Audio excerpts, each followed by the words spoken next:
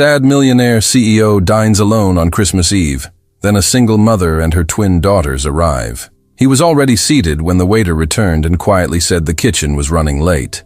Everett Callahan nodded, polite as always, staring at the empty chair across from him. Christmas Eve, prime rib on the way, a full restaurant, and somehow, he was the only one sitting completely alone. That wasn't the part that hurt the most. He reached into his coat pocket, touching the small velvet box he never opened anymore.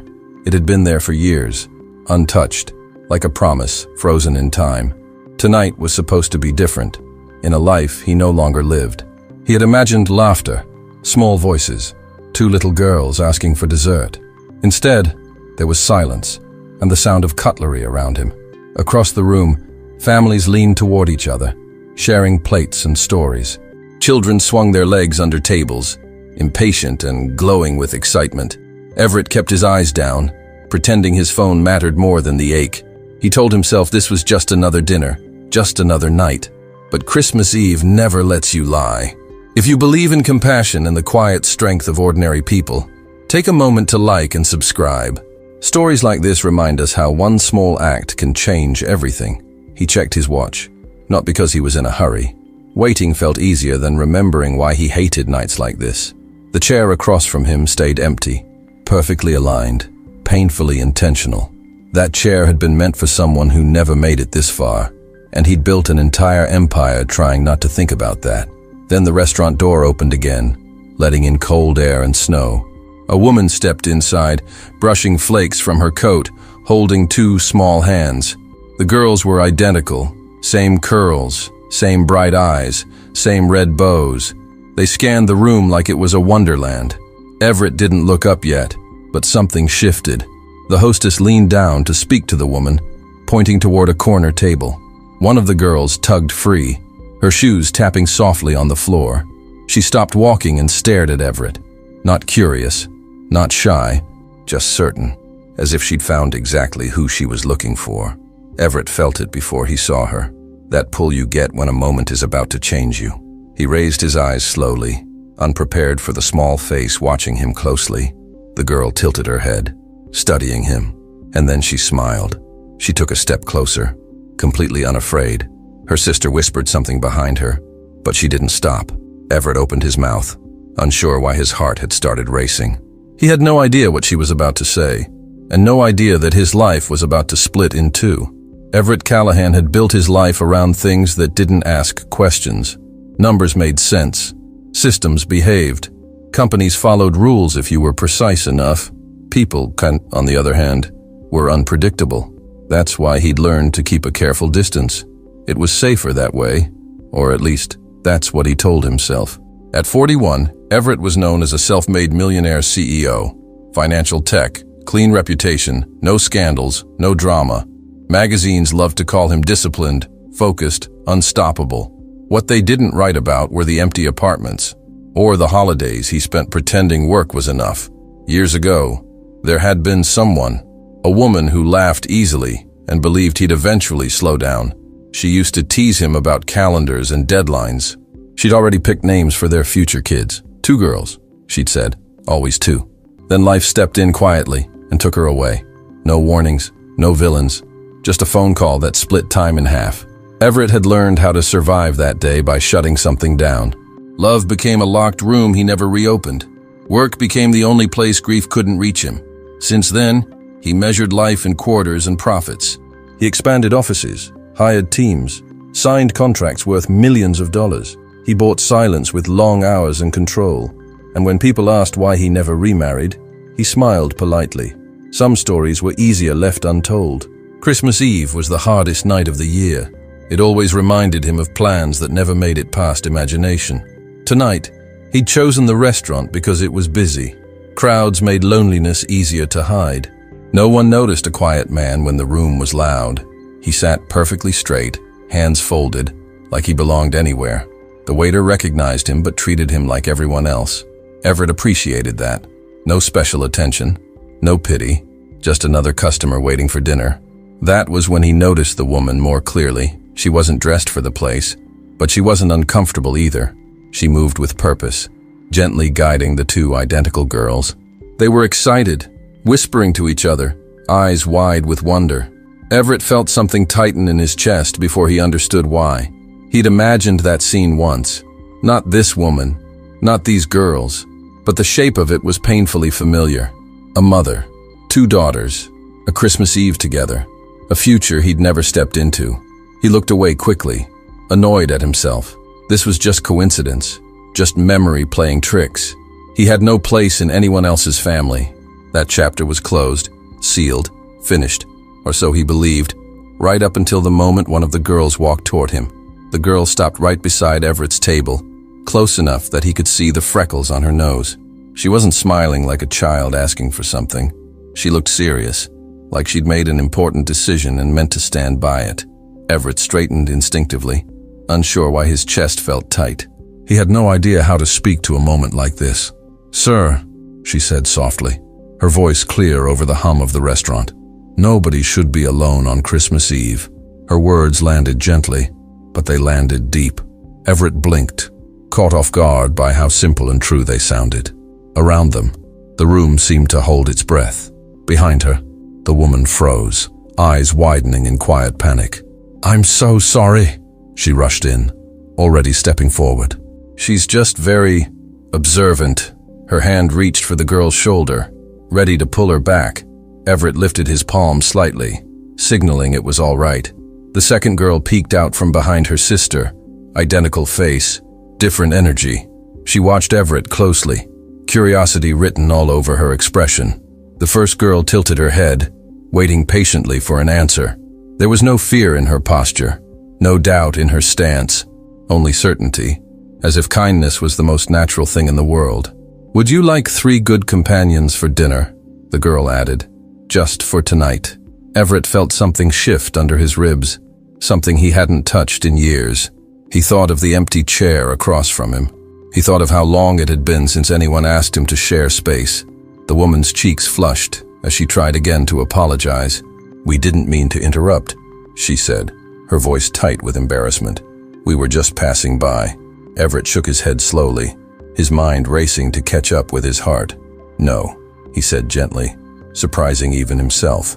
He looked at the girl, then at her sister, then back to the woman. "Yes," Everett said again, clearer this time. "I would like that." The first girl smiled, not wide or loud, but satisfied, like something had gone exactly the way it was meant to. The woman hesitated, caught between pride and something softer. The girls looked up at her, hope glowing in their eyes. Everett gestured toward the empty chair, then the space beside it. "There's more than enough food," he said quietly. And just like that, 3 strangers stepped into a story none of them had planned. Lauren Whitmore hesitated for a second longer than she should have. It wasn't because she didn't trust Everett, but because she didn't trust moments like this. Life had taught her that good things rarely arrived without strings attached. She'd learned to protect her daughters first, even from kindness, especially from kindness that felt too generous to be real. The girls, however, needed no convincing. They slid into the chairs with careful excitement, hands folded, eyes bright. They looked around the table like it was something sacred. A Christmas Eve dinner shared with a stranger felt important to them. Lauren watched closely, ready to intervene if anything felt wrong. Everett noticed her tension immediately. He recognized that look, the one that said everything was being measured. He softened his posture, lowering his voice, slowing his movements. He didn't want to overwhelm her or the girls. He just wanted the silence to stop feeling so heavy. "I'm Everett," he said gently, offering nothing more than his name. Lauren nodded, still cautious. "I'm Lauren," she replied, resting a hand lightly on the table. "And these are my daughters."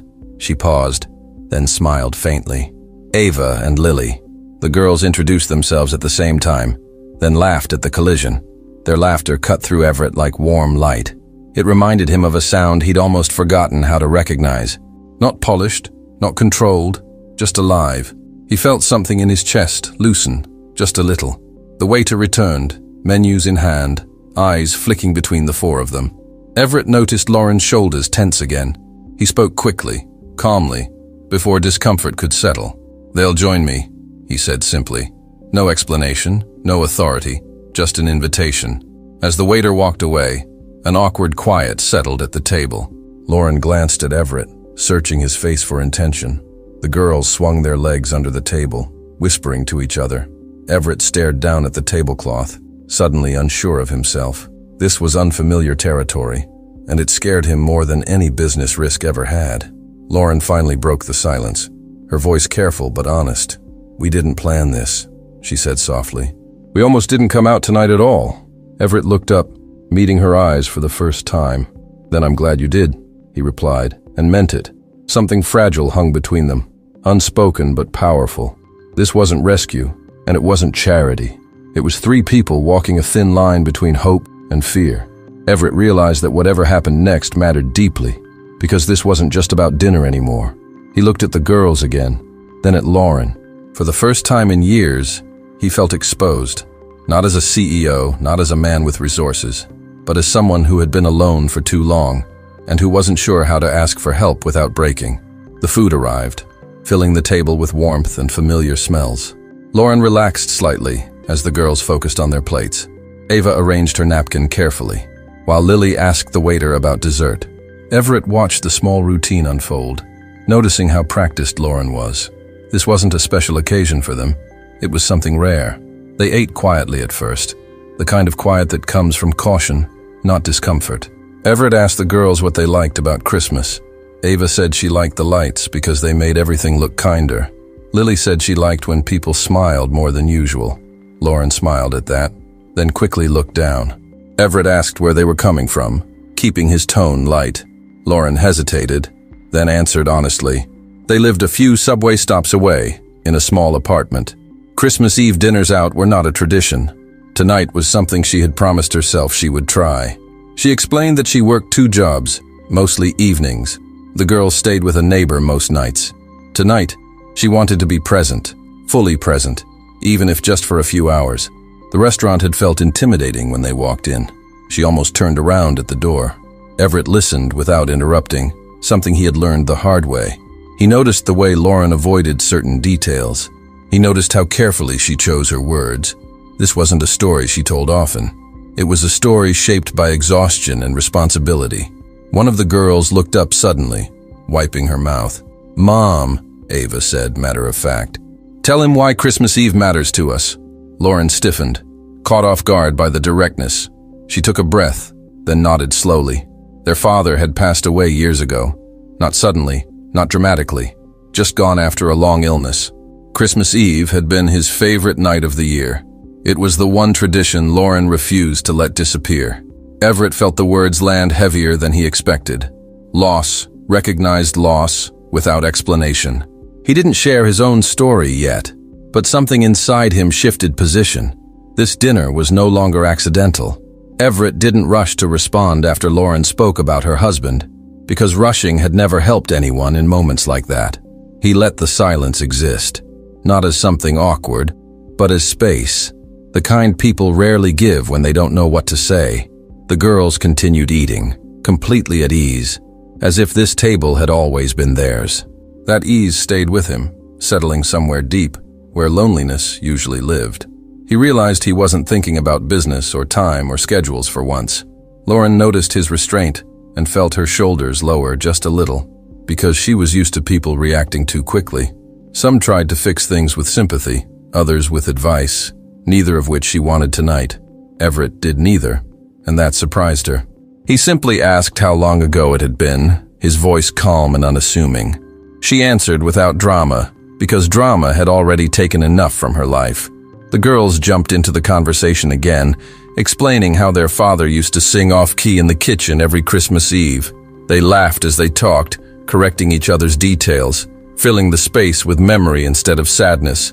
Everett listened closely, not because he needed to, but because he wanted to understand who this man had been to them. He found himself imagining the scene, a small kitchen, simple food, voices overlapping. It felt real in a way his own memories hadn't felt in years. At some point, Lauren asked Everett what he did, clearly expecting a short answer and a polite change of subject. When he told her he ran a company, she nodded without curiosity or admiration, which caught him off guard. She didn't ask how big it was or what it was worth. Instead, she asked if he liked it. The question landed harder than any interview he had ever done.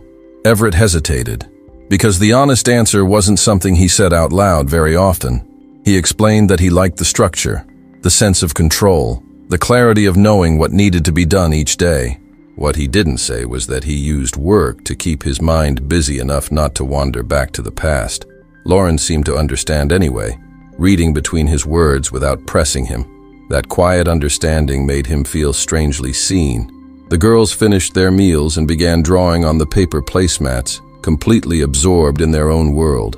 They drew 4 stick figures sitting at a table, one noticeably taller than the others. Ava pushed the drawing toward Everett and asked if it looked right. He nodded, swallowing hard, because something about the image felt heavier than it should have. It wasn't what was drawn, but what was being offered without expectation. Everett excused himself briefly and walked toward the window near the entrance, needing a moment to breathe without being obvious. He looked out at the snow-covered street, people passing by with bags and laughter and places to go. For years, he had told himself that independence meant strength and that solitude meant peace. Standing there, he realized how carefully he had avoided situations exactly like this one, not because they hurt, but because they mattered.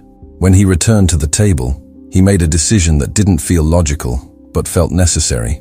He asked if Lauren and the girls would stay a little longer, maybe share dessert together. No pressure and no obligation. Lauren hesitated again, calculating bedtime, subway schedules, energy levels. The girls answered for her, their faces lighting up at the idea, and in that moment, Everett chose not to retreat, even though part of him wanted to. Dessert arrived slowly, 3 plates placed in front of the girls and 1 in front of Everett, the kind meant to be shared even when no one says it out loud. Lauren thanked the waiter quietly, already reaching for her wallet out of habit, then stopping when Everett shook his head gently. There was no insistence, no grand gesture, just a calm certainty that made refusal feel unnecessary. She nodded once, accepting without feeling small, and that mattered more than either of them realized. The girls immediately leaned in, negotiating bites and laughing when crumbs fell onto the table. As they ate, Everett asked the girls what they wanted to be when they grew up, expecting the usual answers. Ava said she wanted to build houses so people wouldn't have to move all the time. Lily said she wanted to help sick people feel less scared when they went to the doctor. Everett glanced at Lauren, surprised, and saw a flicker of emotion cross her face before she steadied herself. These weren't dreams taught lightly. They came from lived experience. Lauren explained that stability had become their shared language over the years. After their father passed, the girls had learned to pay attention to details most children didn't notice. They watched for signs of stress, changes in tone, moments when adults needed help but wouldn't ask. Everett felt a familiar ache settle in his chest, because he recognized that kind of awareness too well.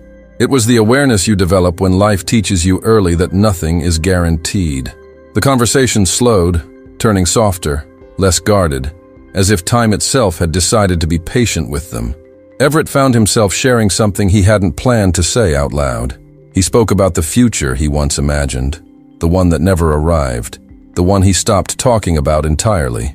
He didn't name the woman or the loss in detail, but the meaning was clear enough. Lauren listened without interrupting, without trying to comfort him, and that was exactly what he needed. One of the girls looked up from her plate and asked him a simple question that no adult would have asked so directly. "Do you still want that future?" Ava said, her voice steady and curious, not intrusive. Everett paused, surprised by how honest the question felt. He considered the answer carefully, because he didn't want to lie to a child who deserved the truth. "Yes," he said finally, "I think I do." The word hung in the air longer than expected, because it changed something between them. Lauren met his eyes, not with expectation, but with recognition. She knew what it meant to want something after convincing yourself you didn't anymore. The girls went back to their dessert, satisfied, as if the answer itself had completed something. Everett felt a warmth he hadn't associated with hope in a very long time. Outside, snow continued to fall, softening the city without asking permission. Inside, Everett realized he wasn't bracing for the end of the night anymore. He wasn't counting minutes or thinking about how to leave politely. He was present, fully, and intentionally, and that scared him more than solitude ever had. because presence meant the possibility of change. As the check came and Everett signed it without looking at the total, he made a quiet promise to himself. Not a promise about money or solutions or saving anyone. A promise to stay open, even when it felt risky, even when it would have been easier to withdraw. He didn't know what this connection meant yet, and he didn't need to. All he knew was that something important had begun, and he wasn't ready to let it go. When they said goodbye outside the restaurant that night, Everett expected the familiar drop in his chest, the one that usually came when something good ended. Instead, what he felt was unfinished, not painful, not urgent, just open, like a sentence that hadn't reached its period yet. Lauren thanked him again, this time meeting his eyes without hesitation, and that alone told him the night had mattered. The girls hugged him quickly, confidently, the way children do when something feels safe. As they disappeared into the subway, Everett stood there longer than he needed to, letting the cold sink in. For years, he had trained himself to walk away cleanly, to close moments before they could complicate his life. Tonight, he didn't move right away. He replayed the sound of the girls laughing, the way Lauren had listened without trying to fix him. It unsettled him in a way that felt strangely necessary. The days that followed were busy in all the usual ways. Meetings, travel, numbers that demanded attention, and decisions that carried weight. Yet something had changed in how Everett moved through them. He noticed himself pausing more often, questioning why certain things still felt urgent. He found himself wondering what Lauren was doing at that exact moment, whether the girls were already asleep, whether Christmas Eve had lingered for them too. Lauren tried to return to routine with discipline, because discipline was how she kept her life from falling apart. Morning rushes, school lunches, work shifts, bedtime stories, everything accounted for. But the girls kept bringing Everett up, casually, without expectation. They talked about the restaurant, the dessert, how he listened to them like they were important. Lauren realized they weren't attaching to him as a person with resources, but as a presence that felt steady. One night, after the girls were asleep, Lauren sat alone at the small kitchen table and allowed herself to think. She hadn't done that in a long time without immediately shutting the thoughts down. Letting people in had always come with loss attached, but Everett hadn't pushed, hadn't promised, hadn't tried to insert himself into their lives. That restraint made the connection feel safer, not weaker. Everett wrote the note slowly, deleting and rewriting it more times than he cared to admit. He wanted it to sound honest without being heavy, open without being intrusive. When he finally sent it, he felt exposed in a way success had never made him feel. There was no guarantee of response, no control over how it would be received, and that vulnerability stayed with him long after he pressed send.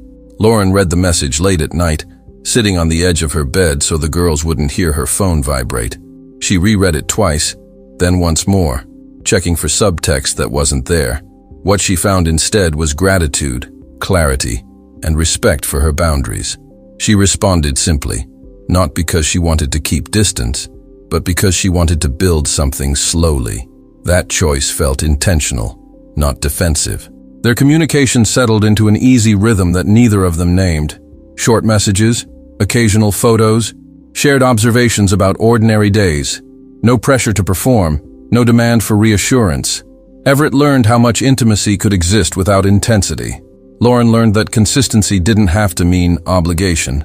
Still, doubts surfaced, especially in quiet moments. Everett wondered whether he was stepping into a life he didn't know how to maintain. Lauren wondered what it meant to let her daughters grow attached to someone again. Both of them felt the weight of responsibility differently, but equally.